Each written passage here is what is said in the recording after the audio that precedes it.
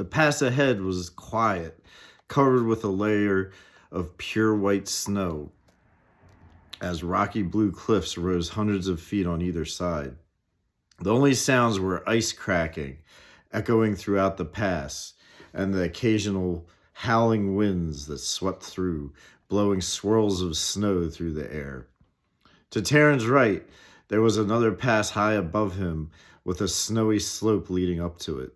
The pass ahead was wide enough for hundreds of men standing side by side to pass through, while the one to the right was far narrower.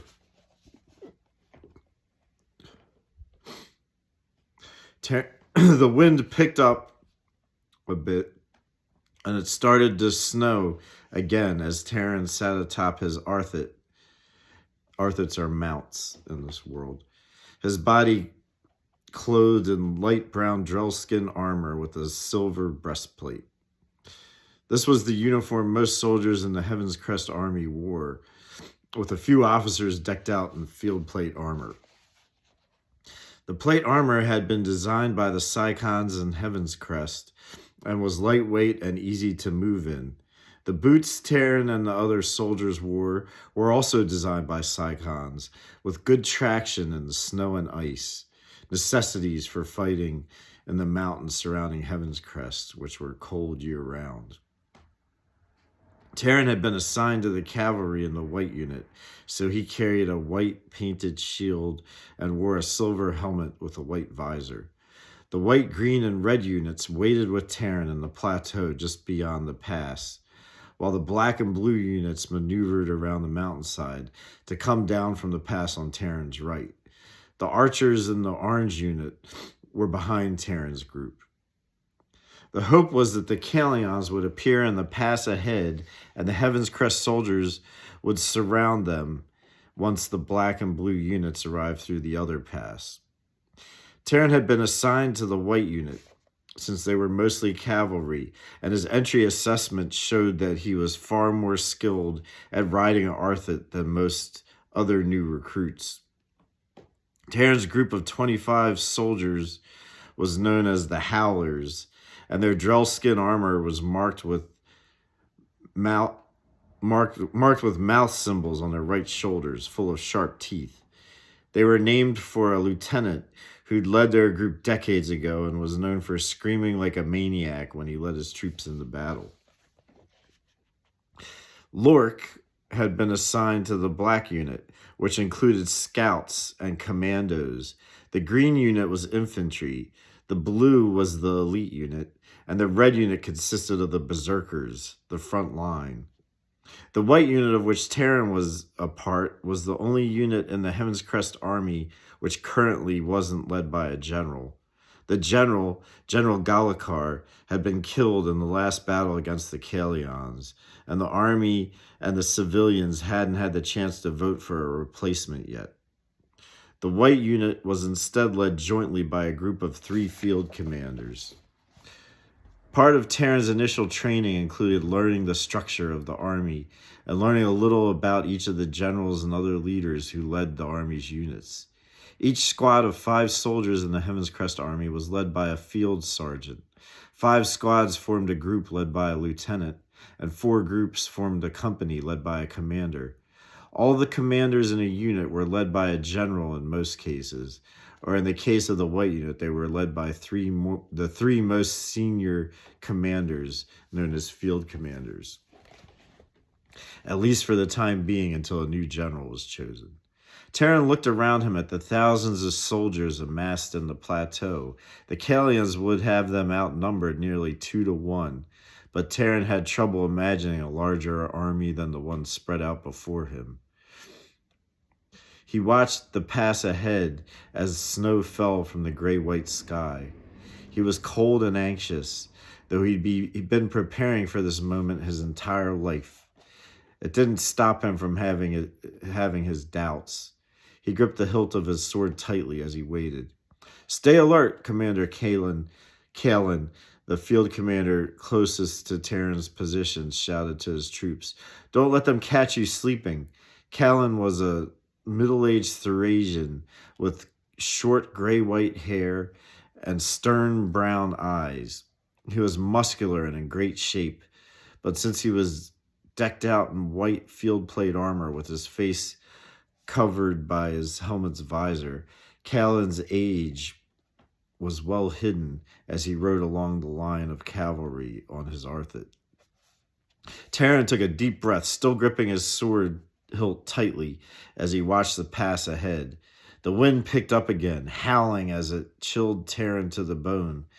The snow blew like a cloud through the pass, but Teran noticed some movement in the white haze. A line of blue armored therms appeared, ridden by Kalion centurions in blue full-plate armor. The centurions all had battle staffs with long blades jutting out from each end. Another line of centurions riding six-legged therms appeared behind them, and more behind them. There were thousands. "Look sharp," Commander Callan shouted. "We only need to hold them here until the reinforcements arrive. Remember, you are soldiers of the Heavenscrest army, and stand proud." Behind the last line of therms, a row of larger creatures appeared in the pass. These 10-legged beasts were as wide as 10 men standing shoulder to shoulder across, and twice as long, and their backs were at least 15 feet from the ground. They were covered with natural metal armor, and two huge horns jutted from their snouts, just in front of their bulbous red eyes. 3 centurions rode on each of their backs. There were hundreds of these red-eyed beasts, and Teran tightened his grip on his sword even more as a row of even larger beasts appeared behind them. There were dozens of these last beasts, with 4 legs as high and thick as towers. Their gigantic bellies had cages beneath them, which held 10 to 20 gray-clad Kalian archers each, and ballistae were strapped to their backs, manned by more Kalians. The beasts had long necks and massive heads with stalked eyes and wide, flat snouts. One of them sounded a low, horn-like call which echoed through the plateau. The ballistae fired their bolts, and Teran watched as this enormous missiles flew through the Heavenscrest ranks, each bolt ripping through 7 or 8 men before thudding into the ground. Teran remembered something Thelnick had told him. "Fear is a suggestion. Don't ignore it. Listen to it and take it into consideration. It's there for a reason. But bravery is when you say, 'I hear you, fear, I understand you, but there's something bigger than my life at stake here.'" "Stand ready," Callan shouted as the Kalians reloaded the ballistae. Teran swallowed and mentally prepared himself as he faced down the centurions and the war beasts. He wasn't sure if he was cut out for this sort of fighting. Even with his training by Thelnick, Moritán had defeated him easily after all, and though Teran had done well against magistrates and had fought a centurion here and there, he'd never been faced down by so many soldiers at once. And this time, Moritán and Verena and his other friends weren't here to help him. He did have an army at his back, but somehow this didn't ease his worries. He only hoped to be able to hold his own. A barrage of arrows flew from the Heavenscrest archers, taking out some of the Kalians riding the various beasts. "Draw swords," Callan shouted, and Teran drew his sword. The berserkers in the Heavenscrest Red Unit charged forward, meeting the therms with axes in both hands. They chopped wildly and shouted war cries as they attacked the much larger beasts with their riders. "Charge!" Callan shouted. Teran's lieutenant and field sergeant echoed the command, and Teran kicked his Arthit's left side as it took off, along with the other Arthits in the Heavenscrest army. Teran rode close to the Arthits beside him, staying in his lane as he steered his Arthit straight towards one of the therm-mounted centurions. The Kalians had better equipment, more powerful war beasts, and they had far greater numbers than the Heavenscrest soldiers. The Kingdom of Kale controlled most of the resources in the known lands, and though the Psychons in Heavenscrest had designed much of the army's equipment, they hadn't perfected the art of creating metals from stone or other elements yet, so they were unable to fully overcome the advantages Kale had held when it came to metal resources. If the Heavenscrest army was going to achieve a victory, they would have to use superior tactics, speed, and maneuverability. Teran watched as the Kalion archers and the cages beneath the towering war beasts fired, their arrows tearing through red-clad berserkers and white-clad cavalry soldiers all around him. The lieutenant who led Teran's group fell from his arthet, pierced by several arrows. Teran held his shield above his head as several more arrows deflected off. Another ballista bolt came within 2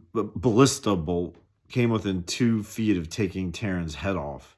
Instead, it pierced 3 other soldiers and 1 arthet on its way to the ground. White unit cavalrymen dropped like flies all around Teran, and soon he felt alone as he charged the army of Therms ahead. Most of the red unit soldiers around him had also been killed. Teran glanced behind him and saw a handful of other Heavenscrest troops who'd made it as far as him. He shouted and swung his sword at the first centurion he reached. For more, check out my book. I'm Michael Monroe, and this is Heroes and Legends, Book 1, The Champions of Heavenscrest. It's available on Amazon. Search for Heroes and Legends by Michael Monroe. Thank you.